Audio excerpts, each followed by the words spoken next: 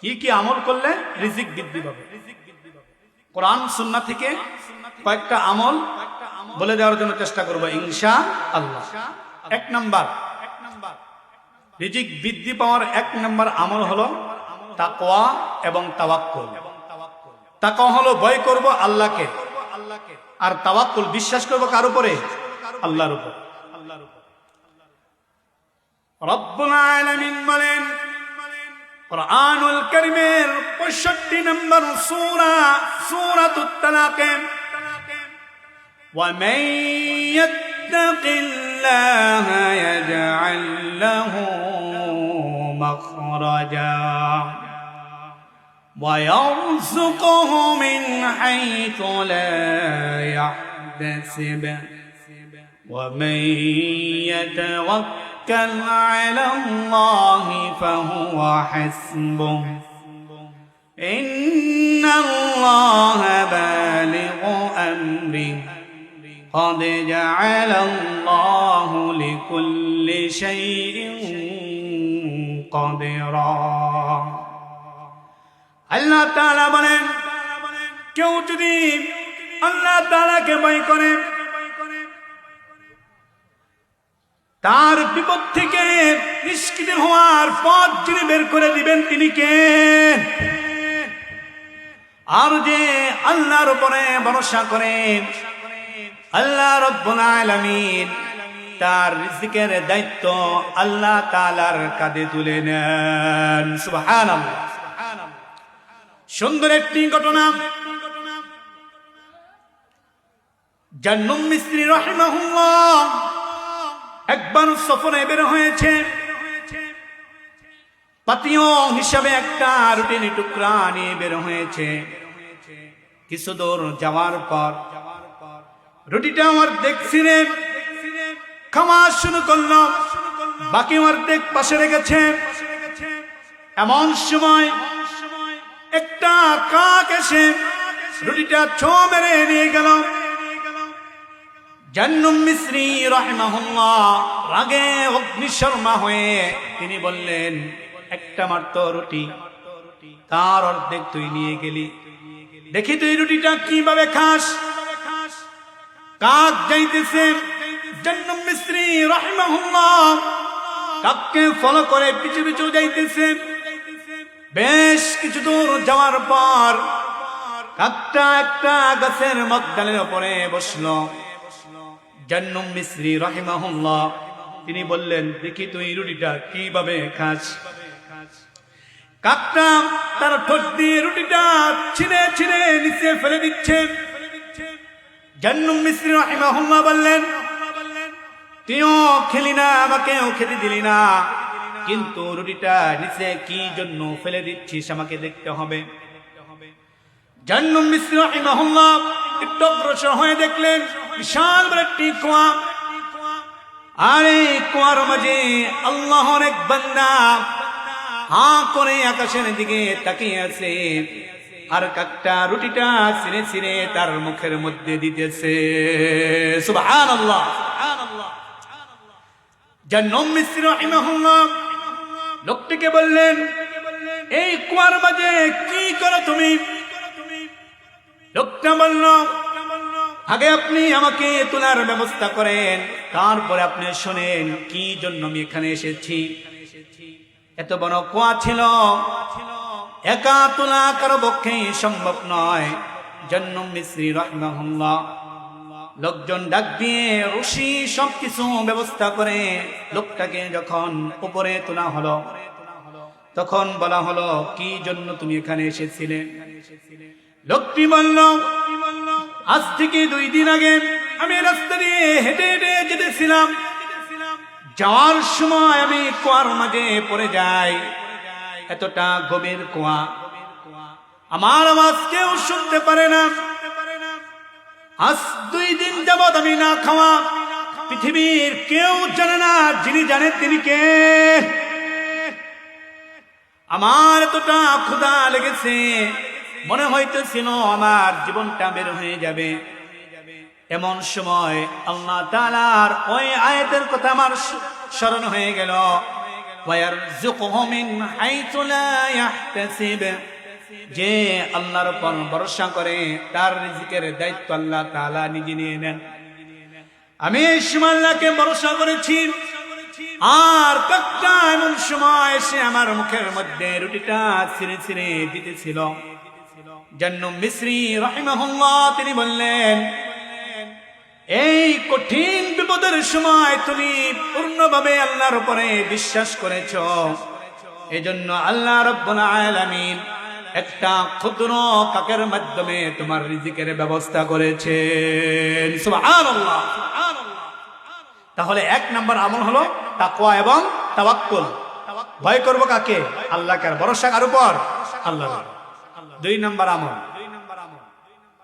বেশি বেশি ইস্তেগফার করা।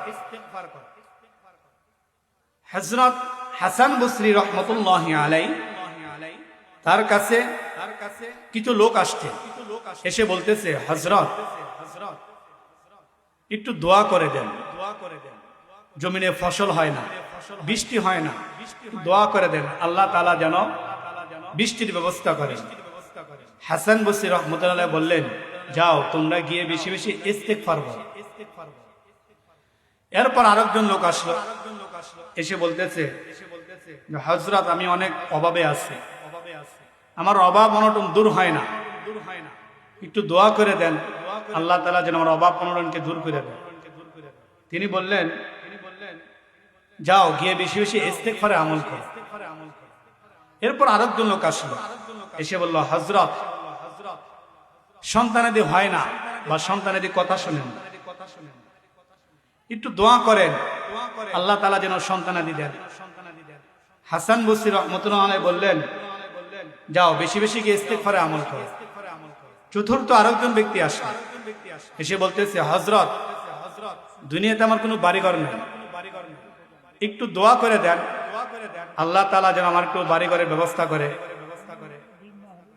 হাসান বসরি রাহমাতুল্লাহি আলাইহি তাকে বললেন, যাও বেশি বেশি গিয়ে ইস্তেগফারে আমল করো।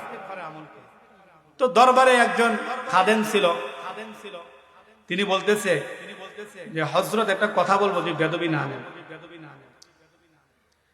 যে আসে তাকে শুধু বলেন ইস্তেগফারে আমল করার জন্য, কারণটা কি?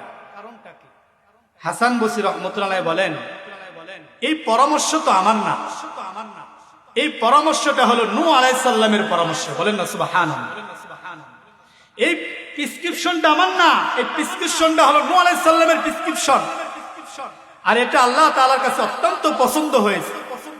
এজন্য আল্লাহ রাব্বুল আলামিন গোটা পরামর্শকে সূরা নূহের মধ্যে সুন্দরভাবে কোরআনের আয়াত দিয়ে আল্লাহ তাআলা তুলে ধরেছেন। বলেন না সুবহানাল্লাহ। রব্বুল আলামিন বলেন, فَقُلْتُ اسْتَغْفِرُوا رَبَّكُمْ إِنَّهُ كَانَ غَفَّارًا يُرْسِلِ السَّمَاءَ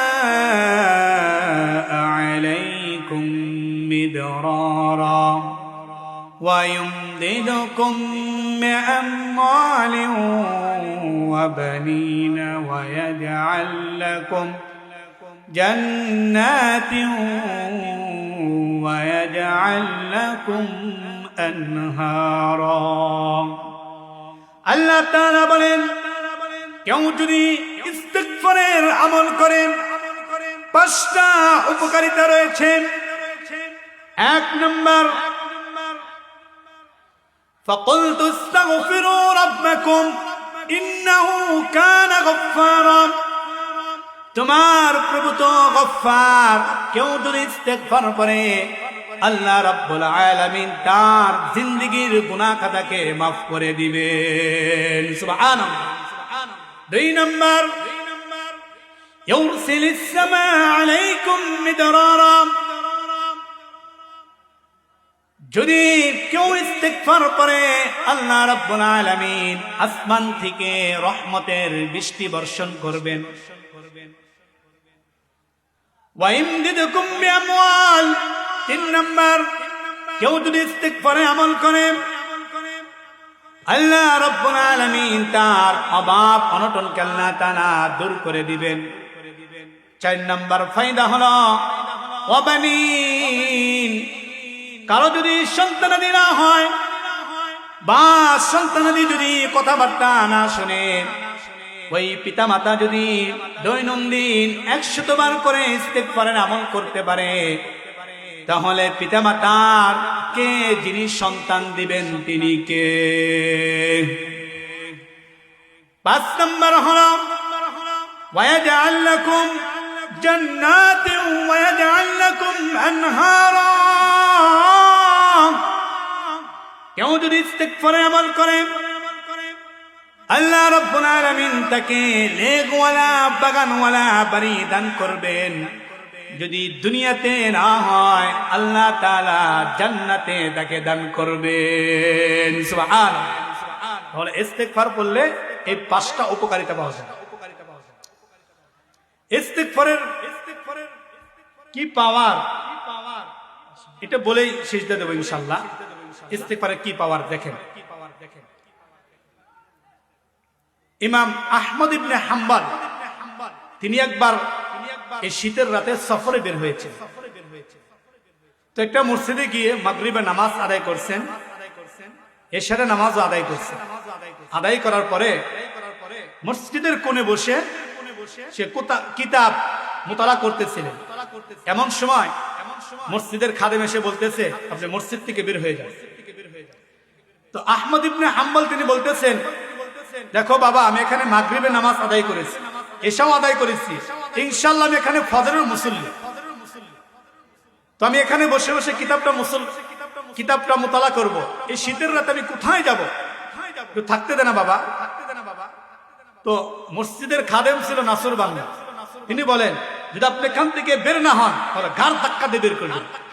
খাদেম জানে না যেটা কে, সে যে জামানার সব থেকে বড় সাইকুল হাদিস মুহাদ্দিস সে জানে না। তো আহমদ ইবনে হাম্বল তিনি নিরুপায় হয়ে মসজিদ থেকে বেরিয়ে আসলেন। বেরিয়ে আসার পরে যেতে যেতে একটা বাজার বাজলো। বাজারের মধ্যে দেখে একটা যুবকে রুটি বানাইতেছে। তো আহমদ ইবনে হাম্বল তিনি বললেন যে বাবা, তোমার এই চুলার পাশে বসে আমি যদি আগুনের তাপ নেই এবং কিতাব মোতালা করি, তোমার কোনো সমস্যা আছে? যুবক বলে, না, এটা তোমার খুশির বিষয়, আমার খুশ নসিব। হ্যাঁ, আপনি করতে পারেন, সমস্যা নাই। তো ইমাম আহমদ ইবনে হাম্বল তিনি আগুনের তাপ নিতেছেন আর কিতাব মোতালা করতেছেন।